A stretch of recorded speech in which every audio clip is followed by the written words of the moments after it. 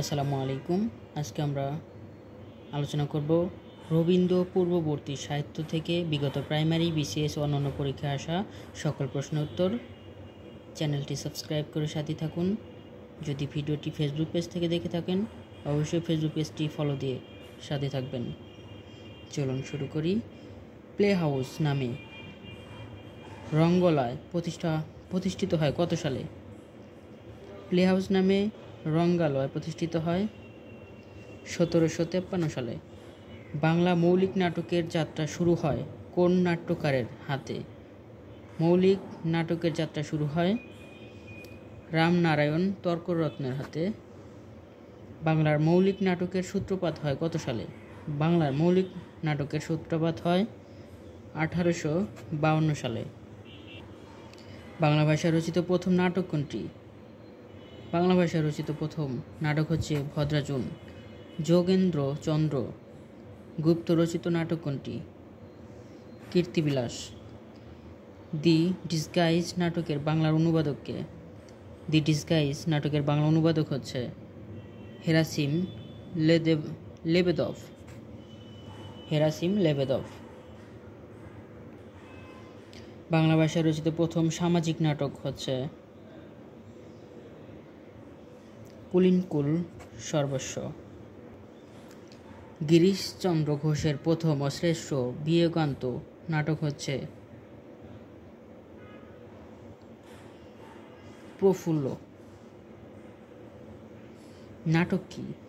নাটক হচ্ছে দৃশ্য কাব্য। প্রথম বাংলা নাটক কোথায় মঞ্চস্থ হয়? প্রথম মঞ্চস্থ হয় বেঙ্গল থিয়েটারে।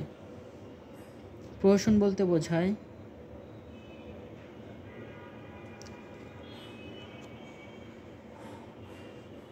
সমাজের ত্রুটি নির্দেশক ব্যঙ্গাত্মক নাটক। ট্র্যাজেডি, কমেডি এবং ফার্সের মূল পার্থক্য জীবনানুভূতির গভীরতায়। বাংলা নাটক মঞ্চায়নে, রচনা ও অনুবাদে কোন বিদেশির নাম প্রথম আসে? হেরাসিম লেবেদভের নাম প্রথম আসে। দীনবন্ধু মিত্র কোন শ্রেণীর সাহিত্য রচনা করেন? দীনবন্ধু মিত্র রচনা করেন নাটক। বিখ্যাত নীলদর্পণ নাটকটি ইংরেজি অনুবাদ কী নামে প্রকাশিত হয়? ইংরেজি অনুবাদ হচ্ছে ইন্ডিগো প্ল্যান্টিং মিরর নামে প্রকাশিত হয়। নীলদর্পণ প্রথম মঞ্চস্থ হয় ঢাকাতে। নীলদর্পণ নাটকের বিষয়বস্তু কী? নীলদর্পণ নাটকের বিষয়বস্তু নীলকরদের অত্যাচার। বাংলা ভাষায় প্রথম আর্থ সামাজিক বিষয়ে নাটক লেখেন দীনবন্ধু মিত্র। দীনবন্ধু মিত্রের কোন নাটকের অভিনয় দেখতে এসে ঈশ্বরচন্দ্র বিদ্যাসাগর মঞ্চে জুতা ছুঁড়ে মেরেছিলেন? নীলদর্পণ নাটকটি দেখতে এসে। কোনটি প্রহসন? প্রহসন হচ্ছে সধবার একাদশী একটি প্রহসন। নিচের কোন নাটকের রচয়িতা দীনবন্ধু মিত্র? এখানে নবীন তপস্বী, কমলে কামনী, বিয়ে পাগলা বুড়ো এগুলো সবগুলোই দীনবন্ধু মিত্রের রচনা। দীনবন্ধু মিত্রের নীলদর্পণ নাটকটি ইংরেজিতে অনুবাদ করেন কে? ইংরেজিতে অনুবাদ করেন মাইকেল মধুসূদন দত্ত। দীনবন্ধু মিত্রের প্রহসন কোনটি? প্রহসন হচ্ছে বিয়ে পাগলা বুড়ো। কোনটি দীনবন্ধু মিত্রের রচনা? দীনবন্ধু মিত্রের রচনা হচ্ছে কমলে কামিনী। কোন গ্রন্থটি ঢাকা থেকে প্রথম প্রকাশিত হয়? ঢাকা থেকে প্রথম প্রকাশিত হয় নীলদর্পণ। বাংলার চাষিদের ওপর ইংরেজদের অত্যাচার নিয়ে রচিত নাটক কোনটি? ইংরেজদের অত্যাচার নিয়ে নাটক হচ্ছে নীলদর্পণ। কোন বিখ্যাত সাহিত্যিক ব্রিটিশ শাসনামলে ঢাকায় পোস্টমাস্টার পদে কর্মরত ছিলেন? দীনবন্ধু মিত্র। নীলদর্পণ কোন ধরনের রচনা? নীলদর্পণ হচ্ছে নাটক। সামাজিক নাটক কোনটি? সামাজিক নাটক হচ্ছে সধবার।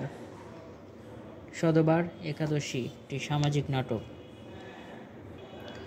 সধবার একাদশী কোন ধরনের রচনা? সধবার একাদশী হচ্ছে প্রহসন। আঙ্কেল টমস কেবিন এর সাথে তুলনা করা হয় কোন নাটককে? নীলদর্পণ নাটকের সাথে তুলনা করা হয়। নীলদর্পণ নাটকটি কত সালে প্রকাশিত হয়? নীলদর্পণ নাটকটি প্রকাশিত হয় 1860 সালে। ইংরেজ নীলকরদের অত্যাচারে অতিষ্ঠ কৃষক জীবনের দুঃখ কষ্ট কোন নাটকের মূল উপজীব্য বিষয়? নীলদর্পণের।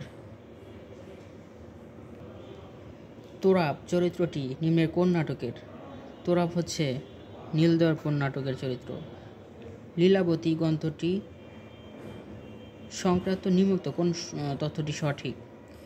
সঠিক হচ্ছে এখানে নাটক, এটি একটি লীলাবতী একটি নাটক দীনবন্ধু মিত্রের।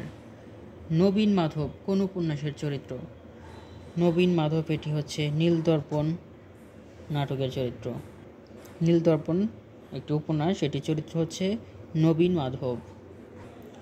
চ্যানেলটি সাবস্ক্রাইব করে সাথেই থাকবেন। যারা ভিডিওটি ফেসবুক পেজ থেকে দেখছেন অবশ্যই ফেসবুক পেজটি ফলো দিয়ে সাথেই থাকুন, আর ভিডিওটি বারবার দেখতে থাকুন, ইনশাল্লাহ এখান থেকেই 100% কমন পাবেন। মাইকেল মধুসূদন দত্তের জন্মস্থান কোনটি?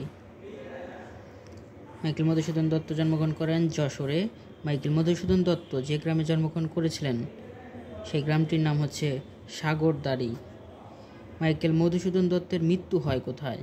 মাইকেল মধুসূদন দত্তের মৃত্যু হয় আলিপুর হাসপাতালে। মাইকেল মধুসূদন দত্তের বাড়ি যশোর জেলার কোন উপজেলায়? যশোর জেলায় তিনি, তার উপজেলাটি ছিল কেশবপুর। বাংলা কাব্য আধুনিকতার পথিকৃৎকে? বাংলা কাব্যের আধুনিকতার পথিকৃৎ হচ্ছে মাইকেল মধুসূদন দত্ত। আধুনিক বাংলা সাহিত্যের প্রথম বিদ্রোহী কবি বলা হয় মাইকেল মধুসূদন দত্তকে। মধুসূদন খ্রিস্ট ধর্মের দীক্ষিত হন 1843 সালে। মাইকেল মধুসূদন দত্তের জীবনকাল কোনটি? মাইকেল মধুসূদন দত্ত জন্মগ্রহণ করেন 1824 সালে এবং মৃত্যুবরণ করেন 1873 সালে।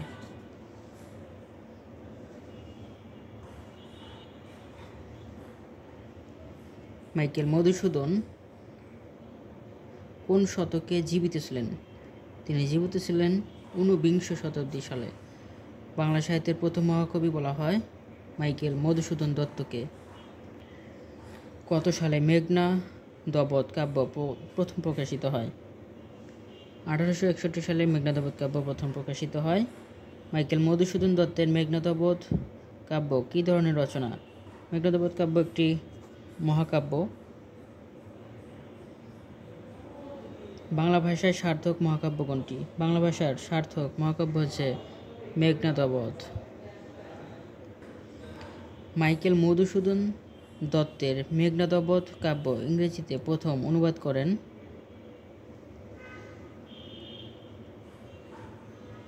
রাজনারায়ণ বসু। অমিতাক্ষর ছন্দের রচিত মহাকাব্য মেঘনা দবধ এর রচয়িতাকে? মেঘনা দবধ এর রচয়িতা হচ্ছে মাইকেল মধুসূদন দত্ত। মাইকেল মধুসূদন দত্তের প্রধান অবদান কোনটি? তার প্রধান অবদান হচ্ছে মহাকাব্য রচনা।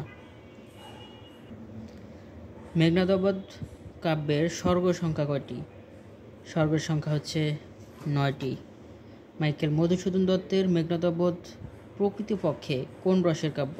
মেঘনা দবধ হচ্ছে বীর রসের কাব্য। মাইকেল মধুসূদন দত্তের মেঘনা দবধ কাব্যের কাহিনীর উৎস কী? কাহিনীর উৎস হচ্ছে রামায়ণ। প্যারাডাইস লস্ট কার রচনা? প্যারাডাইস লস্ট মিল্টনের রচনা।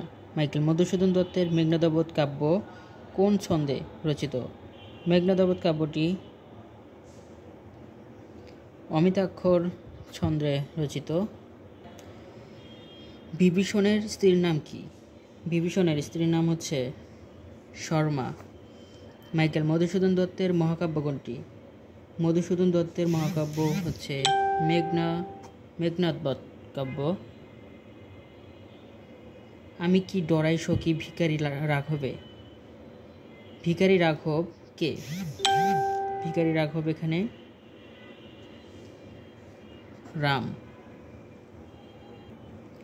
নিচের কোনটি মহাকাব্য?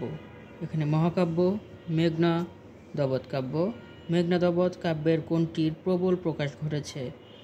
প্রবল প্রকাশ ঘটেছে দেশপ্রেম। অরিন্দম কে? অরিন্দম হচ্ছে মেঘনাদ। মধুসূদন দত্ত যে সাহিত্য রচনা করে অমর হয়ে আছেন তা হল মেঘনাদবধ কাব্য রচনা করে। বাংলা সাহিত্যের সার্থক মহাকাব্য রচনা করেন মাইকেল মধুসূদন দত্ত। মেঘনাদবধ কাব্যে যুদ্ধের সময় পশ্চিম দুয়ারে রক্ষক হিসেবে কে ছিলেন? মেঘনাদবধ কাব্যে যুদ্ধের সময় পশ্চিম দুয়ারে রক্ষক হিসেবে ছিলেন দাশরথী। এতক্ষণে অরিন্দম কহিলা বিষাদে। অরিন্দম কে? অরিন্দম হচ্ছে ইন্দ্রজিৎ। মাইকেল মধুসূদন দত্ত প্রবর্তিত নতুন ছন্দের নাম অমিতাক্ষর ছন্দ। মাইকেল মধুসূদন দত্তের বীরঙ্গনা কাব্য কোন ধরনের কাব্য? বীরঙ্গনা হচ্ছে পত্রকাব্য। বাংলা সনেটের প্রবর্তক কে? বাংলা সনেটের প্রবর্তক মধুসূদন দত্ত। অমিতাক্ষর ছন্দের বৈশিষ্ট্য হচ্ছে অন্ত মিল নেই। সনেটের কটি অংশ থাকে? সনেটের হচ্ছে 2টি অংশ থাকে। চতুর্দশপদী কবিতাবলী কার রচনা? চতুর্দশপদী কবিতাবলী মাইকেল মধুসূদন দত্তের রচনা। মাইকেল মধুসূদন দত্তের দেশপ্রেমের প্রবল প্রকাশ ঘটেছে সনেটে।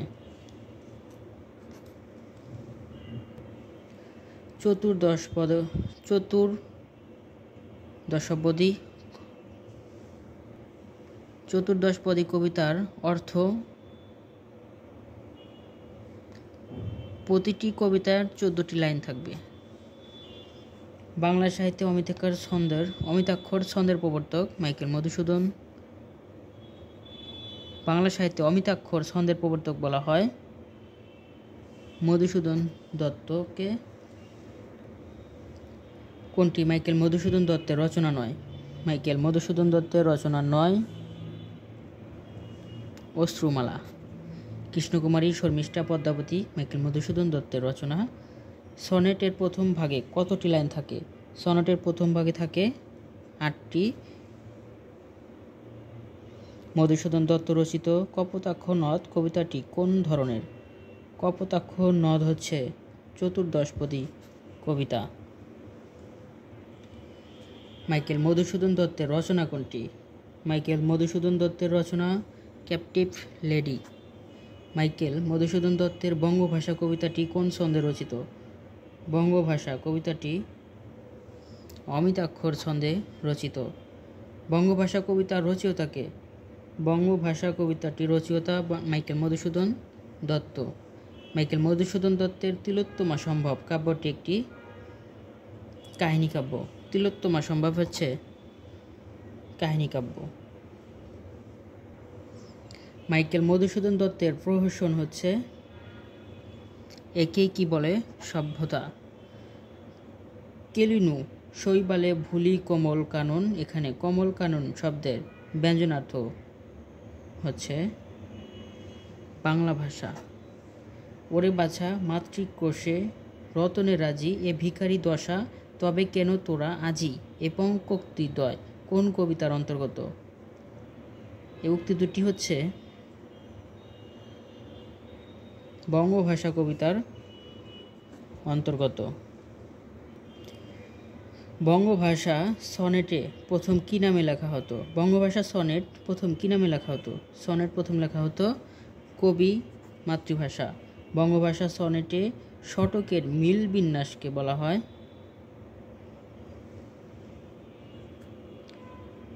শতকের মিল বিন্যাস হচ্ছে গ ঘ ঘ ঘ গ উম উম।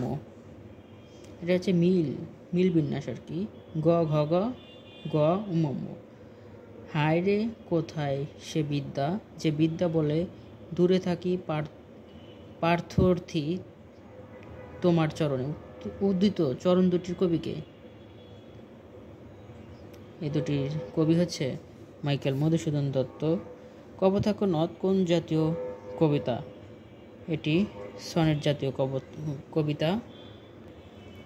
মাইকেল মধুসূদন দত্তের রচনা নয় কোনটি?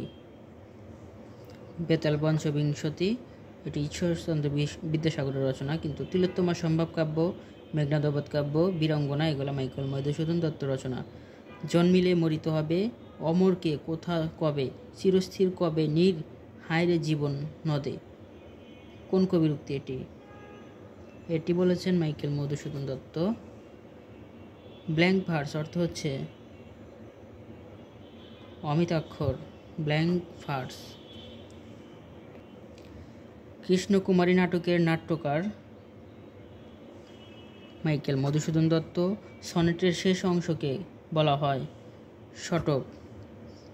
রাধাকৃষ্ণ বিষয়ক রচনা কোনটি? রাধাকৃষ্ণ বিষয়ক রচনা হচ্ছে ব্রজাঙ্গনা। দি ক্যাপটিভ লেডি গ্রন্থটি লিখেছেন মাইকেল মধুসূদন দত্ত। সনেটের কয়টি লাইন থাকে? সনেটে লাইন থাকে 14টি, প্রথম 8টি এবং শেষের হচ্ছে 6টি। বীরাঙ্গনা কাব্যের পত্র সংখ্যা কয়টি? বীরাঙ্গনা কাব্যের পত্র সংখ্যা 11টি। হে বঙ্গ ভাণ্ডারে তব বিধির রতন, তা সবে অবদামি অবহেলা করি, পরধন লবে মত্ত করিনি ভ্রমণ পরদেশে, ভিক্ষাবৃত্তি কুক্ষণে আচরি। এই পঙ্কোক্তটি কোন কবিতা রচনা? কোন কবি রচনা? হে বঙ্গ ভাণ্ডারে তব বিধির রতন, তা সবে অবহেলা করি, পরধন লবে মত্ন করিনু ভ্রমণ পরদেশে, ভিক্ষাবৃত্তি কুক্ষণে আচরি। এটি হচ্ছে মাইকেল মধুসূদন দত্তের রচনা। অমিতাক্ষর ছন্দে রচিত মাইকেল মধুসূদন দত্তের প্রথম কাব্য তিলোত্তমা সম্ভব কাব্য।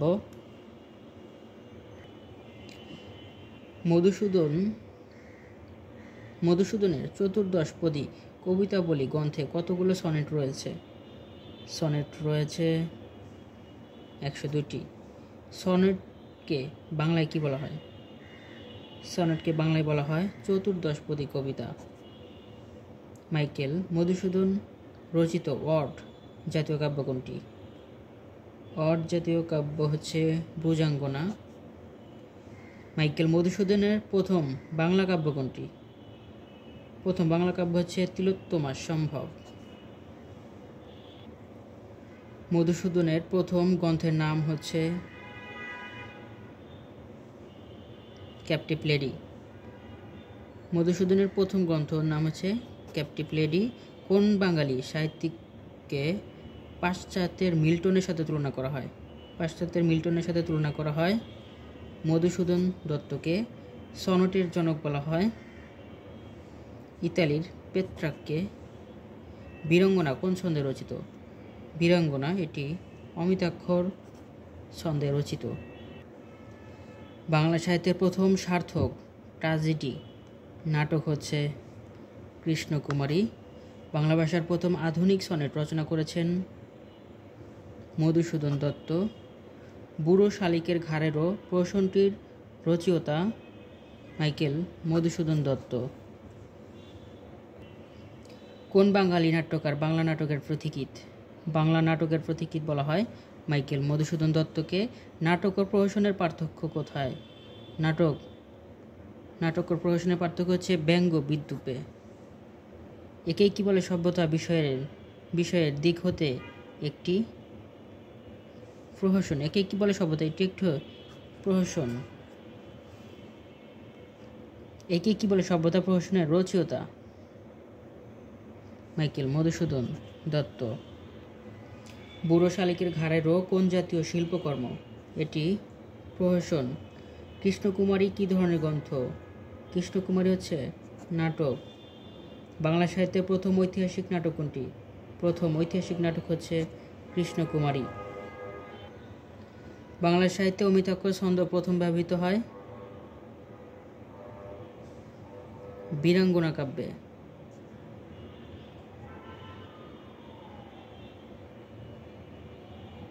বাংলা সাহিত্যে অমিতাক্ষর ছন্দ প্রথম ব্যবহৃত হয়েছে মধুসূদন দত্তের পদ্মাবতী নাটকে। বাংলা সাহিত্যের প্রথম সার্থক নাটক কোনটি? সার্থক নাটক হচ্ছে শর্মিষ্ঠা। মধুসূদন দত্তের। অলিক পুনাট্য রঙ্গে মোজে লোক রারে ও বঙ্গে কার উক্তি? এটি মাইকেল মধুসূদন দত্তের উক্তি। রবীন্দ্রনাথ ঠাকুরের পূর্বপুরুষের আদিবাসী কোথায় ছিল? খুলনার দক্ষিণ ডিহিতে। ভানুসিংহ কার ছদ্মনাম? রবীন্দ্রনাথ ঠাকুরের সময়কাল 1861 থেকে 1941 সাল। আমরা বাকি অংশ নিয়ে পরবর্তীতে আলোচনা করব রবীন্দ্রনাথ ঠাকুরের জীবনকাল ও সাহিত্যকর্ম নিয়ে। সে পর্যন্ত সবাই ভালো থাকুন, সুস্থ থাকুন। আমার জন্য সবাই দোয়া করবেন। আসসালামু আলাইকুম।